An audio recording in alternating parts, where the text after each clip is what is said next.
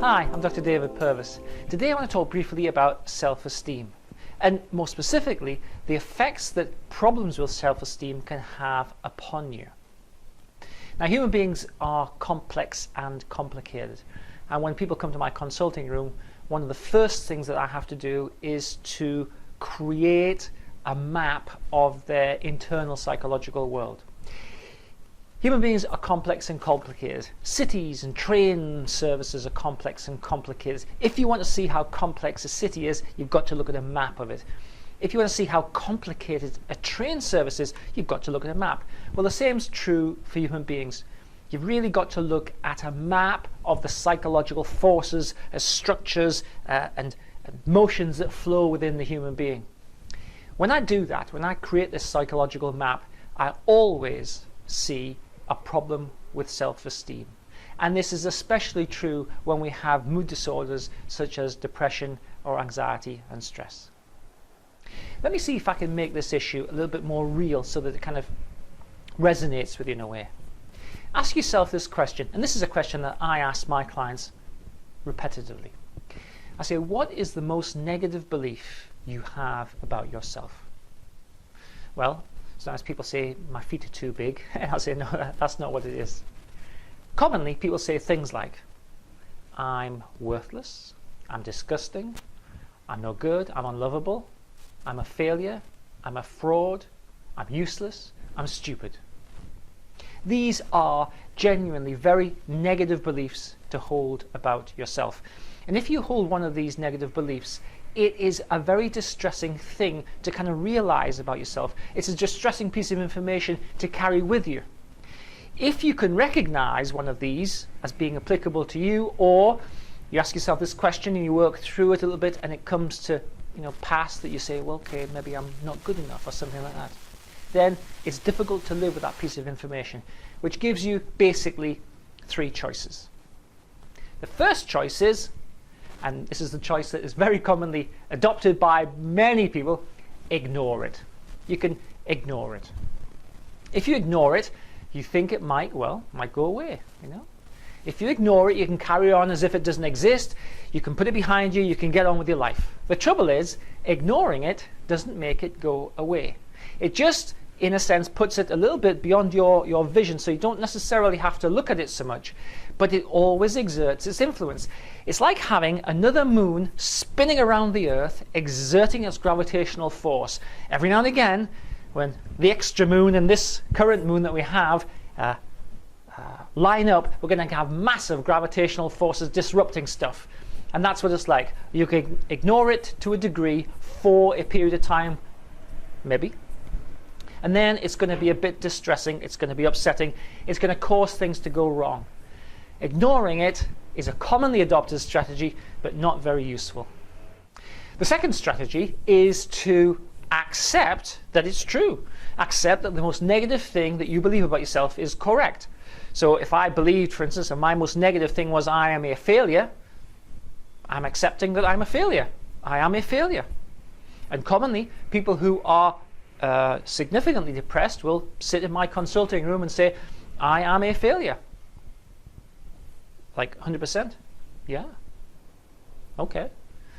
That acceptance of the most negative belief that you have about yourself typically goes along with a substantial mood disorder, and we can call it depression or anxiety, depending if it's an anxiety-provoking most negative belief.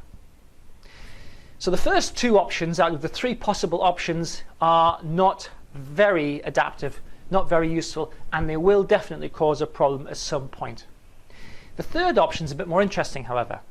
The third option is to ask yourself this question: is my most negative belief about myself accurate?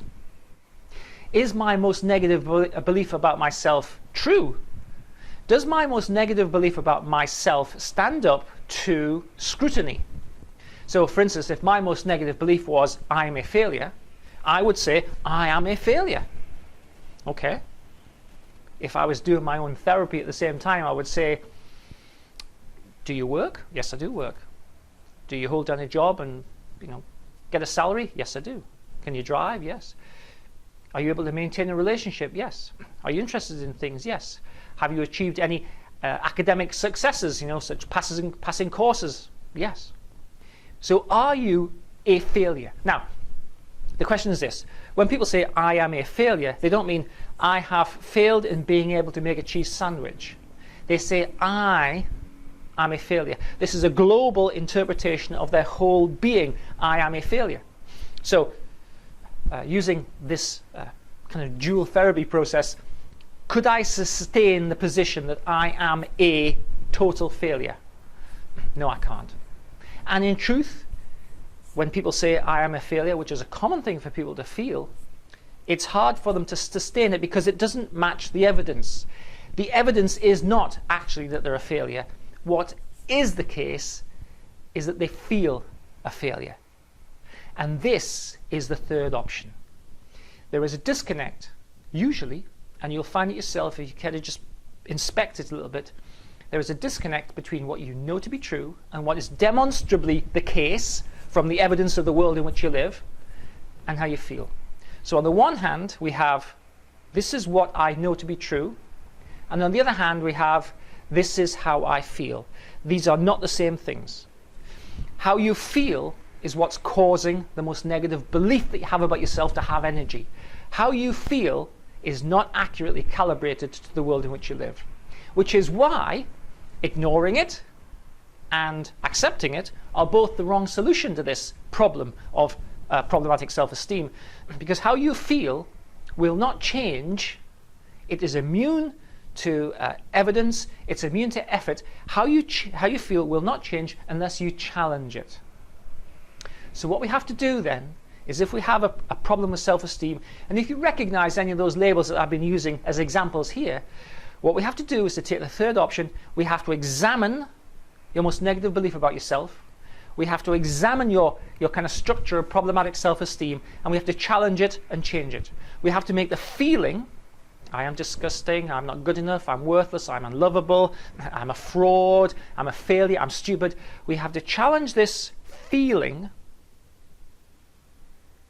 make it account for itself, and bring it in line with what we know to be true, what we can demonstrate to be true.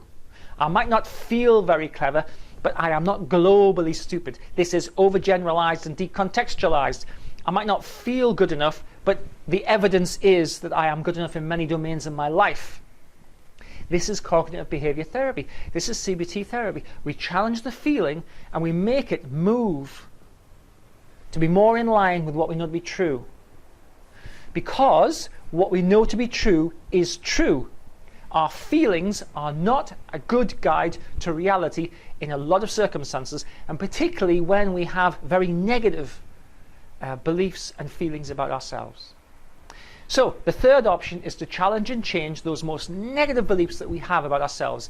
If we don't challenge and change them, they will continue to exert a powerful influence over us, and they will distort and eventually ruin the course of our lives, because it's inevitable that they will do that. If you believe something very negative about yourself, it is inevitable that it will have a profound effect upon the course of your life.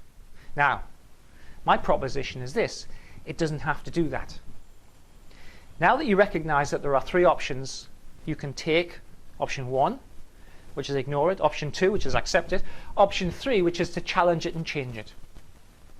If you want to take option 3, there are many paths that will take you from where you are to where you want to get to, which I would anticipate is to feel good, to have a reasonable level of self-esteem, and to be accurately calibrated to your skills and attributes and to the world in which you live. That gives you the best opportunity to be able to achieve the best kind of life that you can have. If you want to engage with the third process, which is challenging and changing, which is moving forward and adopting a constructive and proactive attitude to your mental health, then please check out the CBT system Mood Control. You'll find information about the Mood Control system below this film. You can use Mood Control and get on the path to changing your life right now, today, for $1. $1. 69p in the UK, more or less, or 67p. $1 you can start on Mood Control, and that will give you the first 4 weeks of CBT therapy in your own home, on your own computer, working towards the third option, which is challenging and changing, and then taking control of your most negative beliefs that you have about yourself. Depression and anxiety and stress are massively common human problems. The sad thing is they don't have to be, because we have within us the necessary tools and resources, with some guidance from a system like CBT therapy, mood control. We have the necessary tools and resources to be able to resolve these. All we have to do is to take the third option. Thanks for taking the time to watch and listen. I hope to see you on the inside of mood control, and let's get on this journey together.